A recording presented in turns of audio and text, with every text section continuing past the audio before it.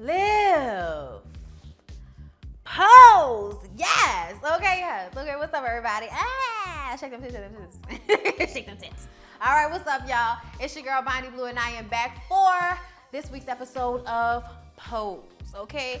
Pose, this episode did not have a lot of categories involved. It wasn't as much the ball, glitz, and glam as it was the lives of our characters, okay? So, this episode, Electra meets with her old man, okay? Meets with fine-ass Christopher Maloney. You know I love me some Stabler, all right? They meet up at, the apartment that he pays for her. And they start to get into it, and he realizes that she doesn't have her penis anymore. She realizes that Electra don't have dick no more, all right? And I'm laughing because, somebody mentioned to me that I said he when I was talking about one of the characters having a penis, and I'm just like, I understand where we are, and I'm always trying to be respectful of how people see themselves, but it is very hard for me to match the pronouns with dick. Okay, like, I'm sorry, she and her dick, I'm sorry, that that feels wrong, all right? And if you feel some type of way about that, I'm sorry, but the realization is women are born without penises and men are born with them, and after that, when you choose to do whatever you want to do with your body, I will respect you, but when we are talking about penises, it is sometimes very hard for me to remember that I'm supposed to be putting a she with dick, okay? Sorry about that. Moving along, Electra ain't got no dick. All right, Electra ain't got no dick, and her daddy dick is pissed off about it. She thought it was a game, and I don't understand why. Why did Electra think that Daddy Dick was joking about how he felt about her having a penis? He was very much saying, you get rid of your penis, this is over. And so when he shows up to the apartment and finds her without a penis, it's over. It's over. He said, you could have had everything. I was willing to give you the world as long as you kept your dick. And now you don't want to keep your dick is gone. I have no use for you. He put his shirt on, put his pants on, and walked out the apartment. And Electra now has to deal with the fact that her benefactor is no longer there. She really thought that he loved her enough to be with her regardless. And it's like, girl, why would you think that? Why would you think that? Especially when he told you what it is. Let me tell y'all something. I feel like everybody does this. This is a life lesson for you to learn. When somebody tells you their situation, when somebody tells you who they are, please believe them. Stop thinking that in some type of way that you're going to change their mind. When they've told you what it is, please believe what it is so you don't get your face cracked, your feelings hurt, or your pockets emptied like Electra. Oh, I was so hurt for her, but I was like, girl, he told you. He told you. She goes back to the house of abundance. Okay, and the kiddies can sense that something is wrong. And Candy picks it up right off bat. And it's like, oh, so Daddy Dick must be mad at you, huh? And she's like, we just had a lover spat. Don't worry about me. All right, like just, straight up attitude. Get the fuck out of here, okay? And I'm taking the bedroom. You can sleep on the floor. And I'm just like, sleep on the floor? We're grown. Sleep on the floor? What? Candy and Lulu and the rest of the kids were not here for that, all right? They were not here for her coming back and trying to take over at all. And it's just another time when Electra takes out her pain, her anguish from life on her kids. And they know she does that. So I don't know, I guess they're going to get to a point where they tired of being abused by Electra, okay? Mentally, emotionally. So this week, Blanca finds out that Poppy is selling drugs, y'all. Okay, selling that dope out on the streets, all right? Now, I don't know what Blanca thought Poppy was dealing because Poppy was only dealing weed at first, okay? He was only selling weed and bud at first. And I know we in the 80s, but let's not act like weed is out here killing people like dope or crack. That's not where we was at with it. But Blanca told Poppy because she found his beeper and he came back inside looking for it, and she was like, I told you that I didn't want no cops come knocking on my door. And Poppy is like, how you gonna say something about me selling drugs and Angel out here selling ass? And that was a good point, but she said that transsexual women have to work however they can work. They can't fit in normal business settings, especially not back then. So it was best for her to do whatever she had to do to make her money, and it was safe at the peep show. So don't worry about what Angel doing, all right? You, on the other hand, out here selling drugs, and in the late 80s with the war against drugs, you can get life in prison for having crack on you. You know what I'm saying? But Poppy didn't want to listen. So she warned Poppy once, and Poppy went out there and still was selling drugs. So she was asking the kids. She asked Angel, she asked Damon, and then she asked Ricky. And because Ricky is the one that's the farthest removed from them and feels like, I do not want to go back to sleeping on no park bench, he gave up the information and said that Poppy was still selling at the pier. So she put on her jacket with her midriff showing and went out there to collect her children. Like, what is going on with you, Poppy? I told you I didn't want this in my house. I told you that if you had got arrested, I better not be your one phone call. I told you I wasn't going to stand for you selling drugs and living in my house, okay? Poppy says, what the fuck are you talking about? What else am I supposed to do? How else am I supposed to make a living? You not my mama. You can't talk to me like that. I'm going to do what I want to do. Like, Poppy was straight up asshole about it. So Blanca kind of felt like she was left with no choice. All right, then. Strip you, nigga. You can't come back to my house. Come and get your shit in the morning or it will be out on the curb. And that's when Poppy let it sink in and was like, Blanca, I'm sorry. I didn't mean it. I didn't mean it. But now it's too late. Now it's too late. You done had this morning and tonight to get your mind right, and you haven't. And then you want to tell Blanca that she not your real mama? Well, guess what? She the one that's paying for you to have somewhere to stay, okay? But he was like, when I was paying for groceries, it wasn't a problem. And it was like, you said you worked at a bodega. Don't try to flip this around on me, okay? Y'all, I was so disappointed in Poppy. And I understand Blanca, especially at this time. Like, everybody thinks about things in the framework of 2017, 2018. But you need to think about this shit in the mind of somebody in 1987, okay? In 1987, with the war on drugs, it was a very, very serious situation. Nobody wanted the cops blowing their fucking door down looking for Poppy and his crack vials, okay? Well, because Poppy was put out on the street, he went and hooked up with one of his cousins who sells drugs, who was his connects. He tells him his bud ain't selling. He's like, I told you this weed ain't selling no more, and gives him the vial. And it looked like pills, but I think it was supposed to be crack, right? Because it's 87, so that sounds like crack. In vials, that's crack, all right? So now he is out on the street selling crack. He throws the crack away, runs away from the cops, gets arrested. He gets let out the next morning. And because he didn't have any drugs on him, they didn't charge him, they let him go. But now he has to lay low on the streets, which means now he can't really sell. So how is he going to have some place to live? Cousin said he going to let him stay there. But I think that shit kind of fell through. All right. But I was just looking at Poppy like, at some point you have to be responsible for your actions. And if you think you're going to be out here selling drugs and that's going to be a good life for you, it's not. I really think Blanca is trying to be the best mother she knows how to be. And no mother who loves their child for real, will be okay with them out there selling drugs, especially not back then, especially when you Latino, especially when you are possibly somebody that can be ass raped in jail. We're trying to tell you that you don't need to be doing anything that can get you caught up in no shit like that. And they were not playing about drugs back then. They were not playing. People are still in jail right now from selling drugs from back in the day. You will be in jail for 20, 30 years of your life if you get found with that shit on you. So the fact that he didn't understand where she was coming from and everybody's looking at Blanca like she shouldn't have kicked him out, get the fuck out of here with that shit. Get the fuck out of here with that shit. Because if he ever had that shit in her apartment, if he ever had that shit in her house and the cops came through, they was going to arrest all of them just because they was all transgendered. You think that people didn't use their prejudices against people when it was time to arrest them and put them in jail? Like, I for one feel like they were scared because, first of all, Blanca has HIV.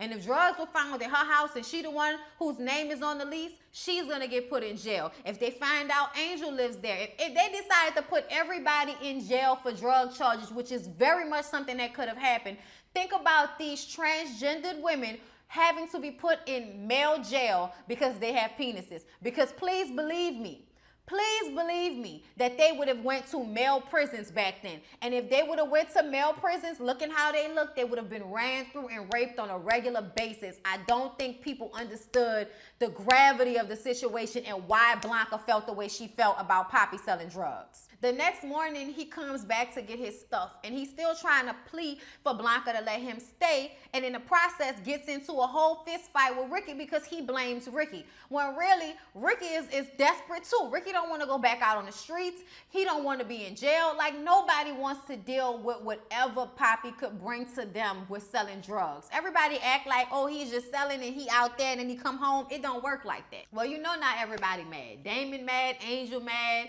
They all mad at Ricky because they feel like, Ricky, you know, what about street code? Ricky, you wasn't supposed to tell. And Ricky like, man, fuck all that. Fuck all that. Like I said, I'm not sleeping on no fucking park bench again. And that's what was real, okay? Like, I don't care what nobody say. I was not mad at Ricky at all. Like, this is not the type of environment. It's a family that was supposed to tell the truth. They wasn't supposed to keep lying to Blanca because Blanca's name is on the fucking lease. So she would be held responsible if drugs were found in her apartment, y'all. Like, I feel like they're all being naive and childish with this and don't really understand her fear like they should. But she overhears their conversation about how they felt about her and how they blamed her. So now, you know, they kind of feeling some type of way. She's specifically feeling like maybe she made a mistake letting Poppy leave. And I feel like, no, you're not, bitch. Stand your ground. Stand your ground. You're not going to be in my house with no crack. Fuck out of here. So because Stan's wife put him out and told him to stay at Angel's apartment until she was ready for him to come home, now Angel has Stan all to herself with some nasty ass hungry man dinners and some wine and some romantical times. They get to watch TV and have a good time together. And we thought it was all good, but now it's time for the ball, right? And the category is intergalactic best dressed. Yes. So Angel brings Stan to the ball, and Stan was having an outer body experience. I mean, he had other queens coming up to him, propositioning him, telling him whenever he was tired of Angel to give them a call. And it's like, bitch, go sit down somewhere. You do not have Angel's face. Go sit down, ho. Go sit down, all right? Angel walked and won, and they're leaving and walking home, and he is just really not having a good time with this. He feels like he doesn't fit in anywhere. He doesn't fit in at work, even though his job was happy that him and Matt got into that big fight. They were totally fine with that. They loved that show of testosterone. Fuck boys. Shit that's totally unacceptable and unprofessional was okay in their office, all right? But anyway, Stan was not feeling it. Seeing the ball, seeing all the gay men, seeing that, he felt like he didn't fit in there either. And Angel was like, that's because you white. You didn't fit in because that's all the black and Latino people. But I'm fucking Latino. Like, actually, Angel kind of looks Afro-Latina if you ask me. So it's just, you know, it's like, Stan, what did you think? What did you think was going to happen? Like, I could understand why he felt like he didn't fit in, especially him not just being gay, but him liking transgender women. He feels like maybe it was all better when she was a secret. And I just kind of feel like, what the fuck does that mean? Like, you having panic attacks and shit just because you was in a ball? Like, I guess they were trying to make it seem like it was demonic. Like, that was the feel his perspective was giving, which was different from what the perspective is normally when we watch a ballroom scene. I don't know. I didn't like Stan for that. It made me look at him like, what did you expect? Like, what did you think? To now kind of feel like, oh, you don't fit in and I'm having a panic attack and I'm so scared. And it made me feel some type of way. But we'll get to why I really feel some type of way later on. I was confused as to why he was going through all of those emotions and all of that. But we'll get to it. Let's go back to Electra right quick. Because Electra is 2 months late on the rent and her kids are no longer here for it, they decide that they're going to create their own house. Lulu and Kenzie are going to unite, all right, under the house of veracity and have their own house. And bruh, Electra was like, are you serious? I will tear you down. You can never. How dare you? Mother will always win. And honestly, Electra, I don't know that you will. Now you have no house, you have no kids, and it's just you, and you have no money. And she tried to go on a date. She put in an ad in a back page or some shit like that, and a guy comes to meet her, and it seems to all be going well. until he finds out that she doesn't have a penis anymore. And then he's like, you know, you should really have put that in your ad. That's really messed up. Like, are you serious, dude? Do you really have the right to be self-righteous and feel kind of like you tried to swindle me? Like, get the fuck out of here with that shit. So that date didn't go well. She thought she was going to have another sugar daddy, but that sugar daddy was looking for somebody with a penis. Just like her old dick daddy. They was looking for dicks, all right? They're looking for chicks with dicks, all right? And now she's disappointed, and she ends up going to work at the Peep Show. As beautiful as Electra is, she has to go and work at the fucking Peep Show to make ends meet now that her kids have left. And she was so depressed and sad the whole time, y'all. It was actually sad to watch. It knocked her off her high horse. It definitely gave her some humility and a reality check, which she definitely needed. But I still felt bad. Like, I still felt bad when watching her stand there smoking a cigarette, drinking a drink, waiting for somebody to come and watch her. Like, I felt bad for her. I said, poor Electra. Stop being a bitch. I told y'all that Blanca felt some type of way when she overheard Angel and Damon blaming Ricky and her for Poppy being out on the street, and if something happens to him, it's all their fault, right? So Blanca goes to talk to Damon's teacher because she needs advice from somebody who will accept her. And their relationship, when they were walking down the street arm in arm, just having a casual conversation, I felt the love of that.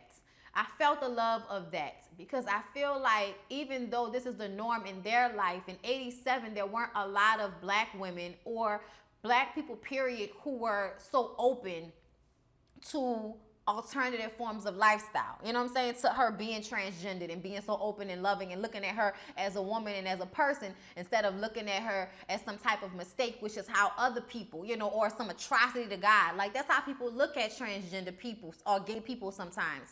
And for the teacher at this time to have such an open heart to Blanca, that's what I felt more out of anything, was just the acceptance and the beauty of that acceptance at a time where there wasn't a lot of it. But the teacher just basically let Blanca know that she did what she would have done with Poppy because she was really second guessing herself. And she says, you have to be stern and you have to show love at the same time. But I think that no matter what, only time will tell if this was a good choice or not. And that put a lot on Blanca's mind. And in one moment, she's feeling like, yes, I made the right decision, but I don't want Poppy to be out here destitute. So at the ballroom, Poppy's standing there, and she's like, how you doing? How you been? And, I wanted to ask you to come back now that you decided you ain't selling drugs no more. Because Poppy, like, I said, I stopped selling drugs and I'm done with that. And he kind of has this attitude, and Blanca hugs him and is happy and wants him to come back into the house. I got a new house. I have some new moms now. And she like, who your mama now? Not after all of this time that I didn't be your mama and made sure you was all right and put a roof over your head. Who? Turn around and it's Lulu and Kenzie, bitch. House of Veracity then stole Poppy from House of Evangelista, okay? And I kind of feel like Poppy was cool, but Poppy was like low on the totem pole, if you ask me. He wasn't as good as Ricky. He hadn't walked and won as many times as Ricky or Damon. Damon's the dancer, and Angel is the face. So I personally feel like y'all can have y'all little house and y'all can have Poppy, but y'all still ain't doing shit the House of Evangelista whole. But they gonna try to get that other girl, I forgot her name, the one who won against Electra, who went and got the surgery in Thailand and shit. Her, they gonna get her. So they house might actually be something to compete with eventually, like next episode eventually. And it really hurt Blanca, but she was like, oh, you better believe I'm gonna get him back before it's all said and done. So now she's gonna try to get Poppy back from them. But I'm mad at Poppy because it's like, so you really think they're gonna be there for you like that? They're not going to be there for you with the same love and compassion that Blanca is, because Blanca is that person. Blanca has love and compassion in her heart. Lulu and Candy are two people who are out for self. And if at any point you become something more than they were willing to handle, they will drop you off at the nearest bus stop or the pier, bitch. They will tell you to get the fuck out. They were talking about, we'll never put him out. Oh, you a lie. You a lie. Y'all was just talking about how y'all needed some upscale people. Poppy is not upscale. Now they're just going to use him to be their little bitch boy. So you're not gonna even get the love and support that you got from Blanca, and you just gonna be doing shit for them all the time, being a little, cater to me boy, being a little assistant. Poppy, is that really what you want, Poppy? Blanca was giving you so much more than anything I think Lulu and Candy can give to him. But you know what? You go ahead and do you, son. You go ahead and do you. All right? Whatever, daughter. So Angel goes back to her and Stan's apartment to find that he has taken everything out of the apartment. All his clothes, all the furniture, and put her shit in a fucking garbage bag in the middle of the floor and left it there with some empty boxes. Y'all, I was floored. I was like, really, Stan? The last thing you said to Angel was that you loved her. If you loved her, how could you do her like this? Like, took all the shit out the apartment, all the furniture, everything. I just thought it was so fucked up that he would just leave her with no warning. Nothing. Just took everything and fucking left. So now Angel got to go back to the Pierce the prostitute, just like Elektra had to go back to the peep show to show her body off to make money. It's so sad how they are so dependent upon these men to come and save them and give them income because they can't go out and make that income in the regular world. That is so sad. Like, I feel like they were so boxed in by their need to be something other than what they were born as. I don't know what it's like to, feel like I'm a boy inside a woman's body. Like, I don't know what that's like. I don't know what that feels like. So I never want to, I never want to speak on it in a negative way because I don't know what that feels like. But I imagine it must be a very hard thing to deal with when the world is not accepting of you. And if they find out that you're a guy, like, first of all, your social security number, your ID, all of that has male names on it. So how are you going to go and get a job in a regular place when you were born as a boy, they're seeing you as a woman, and then you come into a salon, or you go somewhere trying to get a job where you actually need W-2s and all of that. I imagine it becomes embarrassing, especially if people are closed-minded and don't want you to work there because you're a transsexual. You know what I mean? Like, I just imagine it must have been very hard, and they didn't have many choices at jobs that they could do and were kind of being pushed into doing certain things because they were a fetish. And it's sad, y'all, but it's just a speaking of the times. It's just really, it's sad, bro. I'm so glad that we're not in that space anymore. And people like Janet Mock can be directors and executive producers and writers on television shows with everybody fully knowing that she's transsexual. You know what I'm saying? Like, that's a blessing. You got to know that them girls worked hard to break down doors for us to get to where we are now, with there being a television show about something where people couldn't even go get a job in a department store. Like, why can't Elektra go be a perfume girl? Ugh. But yeah, y'all, that was Pose. I hope y'all enjoyed it. It was a really good episode. Please don't forget to like, comment, and subscribe to my channel if you have not. And I will see y'all in the next one, all right? Love y'all. Bye.